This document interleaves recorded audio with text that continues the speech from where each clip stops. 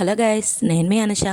So healthy and tasty అయిన palak chapati and శనగపిండి curry చాలా అంటే చాలా బాగుంటుంది. ఎంత బాగుంటుందంటే తింటే అసలు వదిలిపెట్టరు.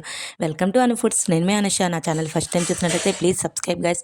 ముందుగా ఒక గిన్నెలో వాటర్ వేసేసుకొని అందులో కొంచెం సాల్ట్ వేసుకొని అవి బాగా మరిగేటప్పుడు ఇలా పాలకూరని తీసుకొని కొంచెం ఉడికిన తర్వాత ఇలా వడగట్టుకొని పక్కన పెట్టేసుకోండి. తర్వాత మనం ఎప్పుడు కలుపుకున్నట్టే చపాతీ పిండిని కలుపుకుంటూ అందులోనే ఈ పేస్ట్ని కూడా వేసి కొంచెం ఆయిల్ కొంచెం సాల్ట్ కూడా వేసి చక్కగా చపాతీ ముద్దనైతే కలిపి ఒక అరగంట సేపు పక్కన పెట్టేసుకోవాలి.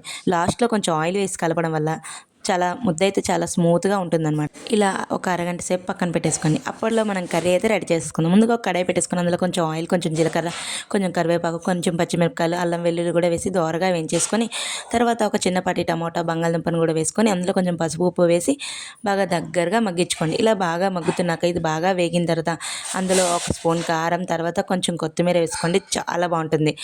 కొంచెం వాటర్ వేసి ఉడకనివ్వండి. తర్వాత ఒక స్పూన్ శనగపిండి తీసుకొని కొంచెం వాటర్ వేసి కలిపి తర్వాత ఇది బాగా తెరులుతున్నప్పుడు ఈ శనగపిండిని అందులో వేసి దగ్గరగా మగ్గించుకుంటే శనగపిండి కర్రీ అయితే చాలా అంటే చాలా టేస్ట్గా రెడీ అయిపోయింది. తర్వాత ఇంకేముంది, చపాతీలన్నీ చిన్న చిన్న ఉండలుగా మీకు కావాల్సిన సైజులో వాటిని చపాతీలుగా పామేసుకొని తర్వాత బాగా హీట్ ఎక్కిన పెనం మీద కొంచెం ఆయిల్ స్ప్రెడ్ చేసి తర్వాత ఒక్కొక్క చపాతీని వేసుకొని ఇలా లైట్గా వేయించేసుకుంటే ఎంతో టేస్టీ అయిన పాలక్ చపాతీ అయితే రెడీ అయిపోయింది. ఈ చపాతీకి ఈ కర్రీ అయితే బెస్ట్ అంటే బెస్ట్. మీ పిల్లలు హెల్దీ అండ్ టేస్టీ అయిన రెసిపీస్ అప్పుడప్పుడు కావాలన్నప్పుడు లంచ్ బాక్స్లోకి చాలా బెస్ట్ అని ఇదైతే నేను చెప్పొచ్చు. మీరు కూడా ఒకసారి ట్రై చేయండి. Thank you.